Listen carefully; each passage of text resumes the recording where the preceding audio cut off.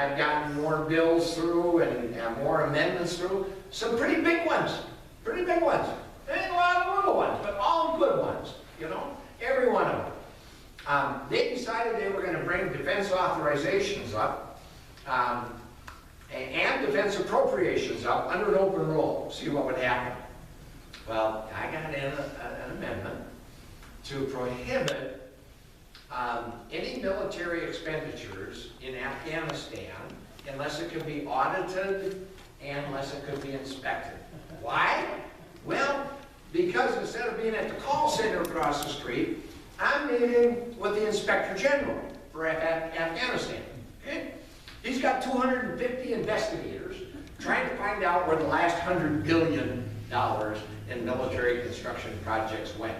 And he can't find it, okay? He can't find it. He can't find the projects haven't been completed. Why? Well, there's several reasons. Number one, it's an all-cash economy, okay? Number two, it's such a dangerous place you can't inspect anything. Number three, Afghanistan now produces more heroin than all the rest of the world combined. And number four, the international business community has dubbed it the most corrupt nation in the world. So good luck with showing up with a truckload full of $100 million in cash to do a project. The money disappears. Dubai accounts, Swiss accounts. And these are not humanitarian development projects. These are military construction projects. So, you know, what's the matter with us? You know? It'd be one thing if you could see the projects were being completed. And some of it breaks your heart. I mean, there are a lot of wonderful, patriotic young men and women that sacrifice their lives to secure some of these areas. God bless them. And to see that money being diverted, okay? And I'll bring you back to how this relates to income and wealth here in this country. Anyway, here's the good news. Here's the good news. So, they can't audit them, they can't inspect them, so if my amendment goes through, they can't spend them, okay? My amendment, I offered it on the floor of the House. I'm thinking to myself, where the heck are the members of the Defense Armed Services Committee? Where the heck are the members of the Defense Appropriations Committee? You know, how does this kid that, I'm still a kid, don't ever know. That lives up with the Little Pine and the Big Pine River come together and know how the hell to do this. And by God, the Republicans and the Democrats stood with me, and we passed my amendment.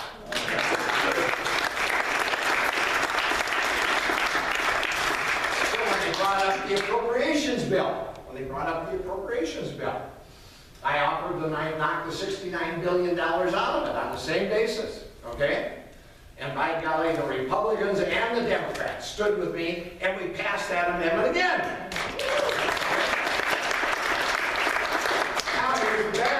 Here's the bad news, okay? The Congress of the United States has not passed a slate of appropriations bills and a budget, you know, in years. So at the end of the day, we get a call on a Tuesday afternoon about 4 o'clock. We're bringing up the budget tomorrow at 5 o'clock. Each side's got their 30 minutes. It gives each member about 2 or 3 seconds. And it's going to be a closed rule, no amendments, and we're going to fund the government on a continuing resolutions. So the amendments that I sponsored, which enjoyed bipartisan Republican and Democratic support, okay, never became a reality. Okay, so the money's still going out the door. So how do you spend your money? How you spend your money has a big impact on wealth. A couple of quick examples, okay? A couple of quick examples. The congressional research says we spent $3 trillion on the war in Iraq. People tell us that, experts, that before all the cost of that war alone are computed, it'll be somewhere in the neighborhood of $5 or $6 trillion, okay? Well, guess what? Graduating college kids today have $1 trillion in debt. Okay? We could have taken one of those trillions of dollars and graduate every kid in America, college, debt-free. How about that?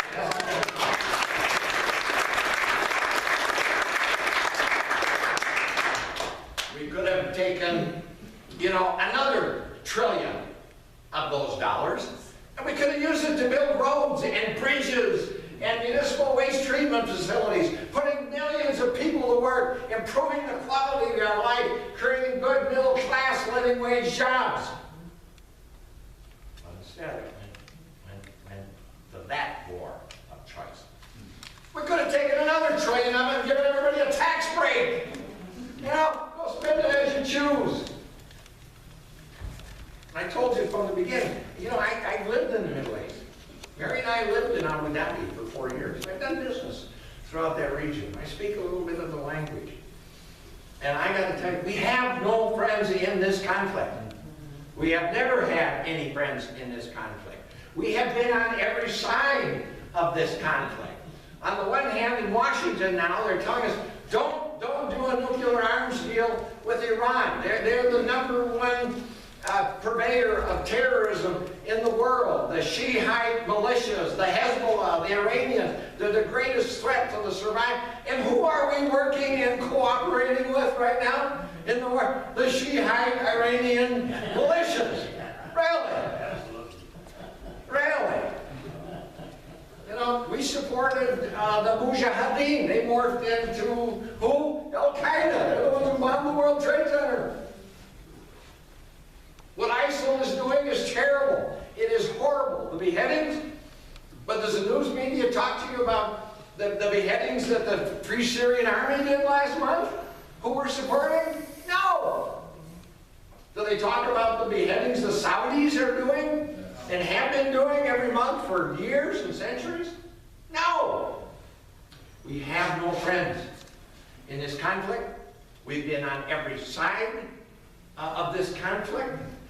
From the very, very beginning, and experts tell you that it is counterproductive, it is uneconomic, it is impractical. Is it winnable? Yes. The military experts tell us we can win that war and control that Middle East if we want to send hundreds of thousands of troops and spend tens and trillions of dollars for decades to come. And if we do that, I guarantee you, we can do it, and we will be bankrupt. And America, as we know it, will no longer be the America that we once knew. And guess what happens after that, those decades? The same thing that happened to the Soviet Union. You know, if you want us, we've got the best military forces in the world. There's few things we can't do if we don't want to. But you know what? In life, we all know there are things we'd like to do, and we simply can't afford it. We just can't afford it. And then other things we find that are counterproductive. You know, be well advised to find a different course. And the time for us has come to get out of these 1,000-year-old conflicts, let them resolve them somehow on their own. Because inevitably, once you get involved in those conflicts, you have to bear the cost of the blood and the treasury that goes with it, and you have to accept the fact that you then become a target of one or the other sides, and in our case, every side, because we've been in on every side. Time to quit it and put that money back into human development here in America and around the world.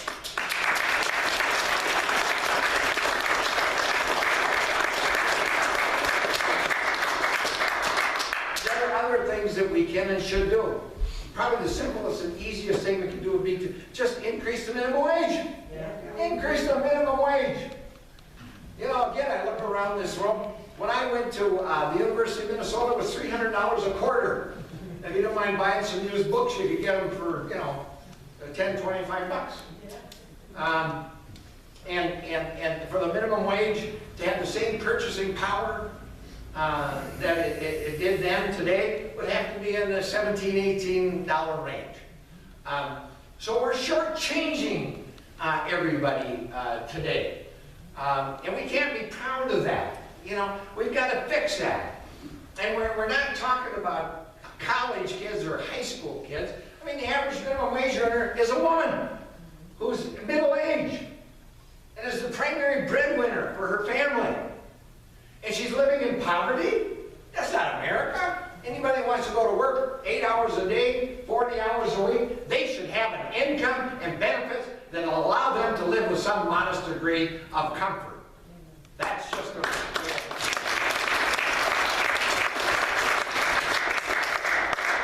It was for our generation, which is why we were able to be, in so many cases, as successful, you know, as we all have been.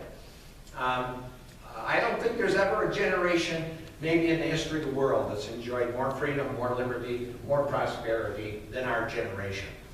But we got to step up. We got to step up, and we got to start, you know, helping to ensure that the next generation has those same kind of opportunities. Now, one of the other, I'm sorry, Beth. Would you want to finish first? That's okay.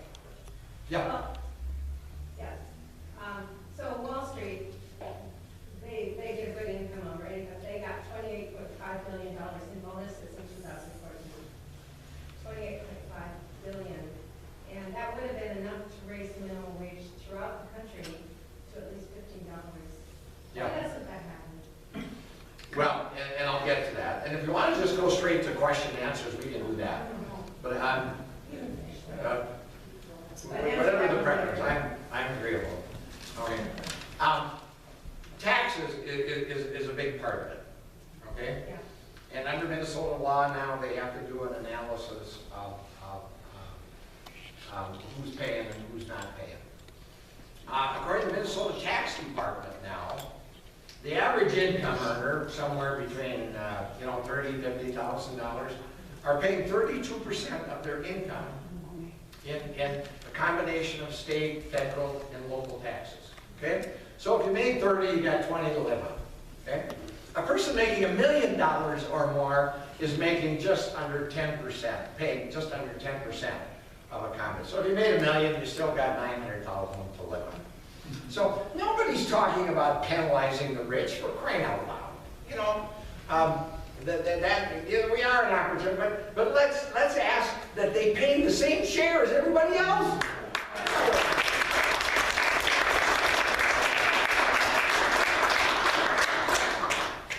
Another factor in all of this has been the union movement. Okay? And this middle class that we are so proud of, that we created, that we're now losing, the union movement was a huge part of that. And we hear about these right-to-work state laws now that are coming back into play. I'll tell you what, they've studied it. There is not a right-to-work state in the union that has anywhere the kind of wages, salaries, and benefits that the non-right-to-work union states have. I think on average, the right-to-work states have income about $6,000 a year less than the non-right-to-work states. When the men and women in this country were able to collectively bargain for wages and benefits, that played a huge role, a huge, monumental role in creating income equality and creating opportunity. And we need to be mindful of that because the union movement is going downhill quite rapidly. And that's not accidental either. If we get into question and answers, we can get into some of the reasons why that is happening. Healthcare is another big issue. As you know, I've supported the Affordable Care Act. I think I voted to sustain it like 56 times. And I will continue to vote to do that for the good that it did, okay? And unfortunately, it's getting blamed today for all the good things that should have been done that didn't get done, okay? So the fact remains, there's still 40 million uninsured people in this country. And in many cases, it's not affordable. We're finding that out recently in our own personal family experiences. And I, for one, will not quit on health care until we have a single-payer universal.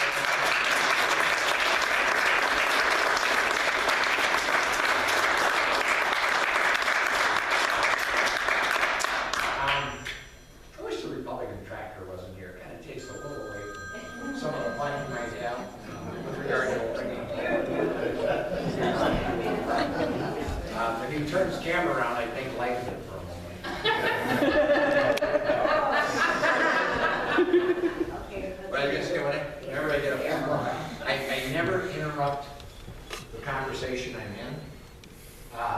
page and another one on this. But I say I always pick it up and take a look in case it's the White House. Don't worry about an interruption. I've been looking for 6 years now.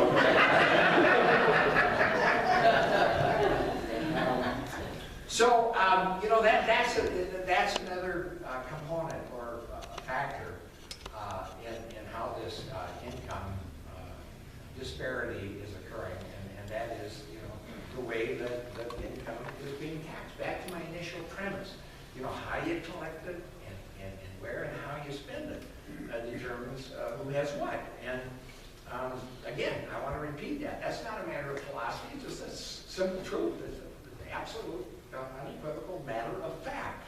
So you've got to look at that as well. So there are, and then I want to touch on two other issues, and I know there are more, but I want to leave as much time available here for questions. And the other is trade policy and immigration. They're kind of interwoven with one another. Under the North American Free Trade Agreement, it's estimated that 1 million jobs were lost here in this country. 57,000 manufacturing operations were shut down, most of which ended up being moved overseas. And it's all under the notion of free trade. Well, guess what? I've been in the trading business.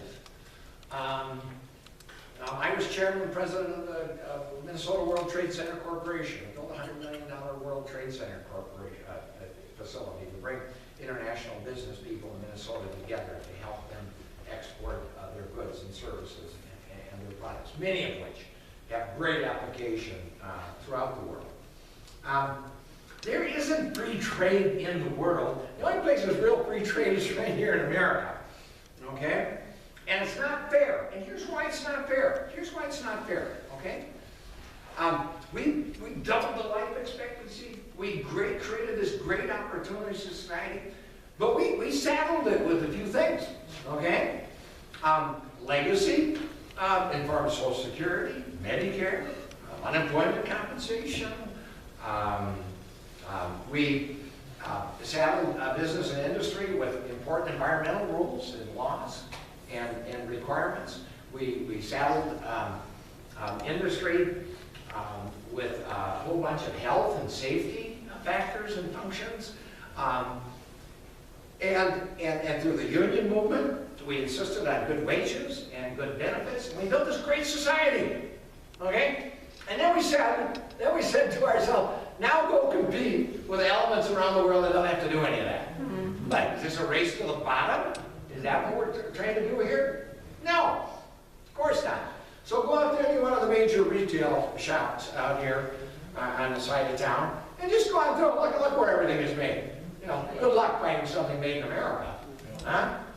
So if we want to continue on, you know, with that policy, the argument, of course, is well, with all those cheap goods that were made with, you know, $1-a-day wages and no environmental considerations, no health and safety, no Social Security, no disability, no nothing.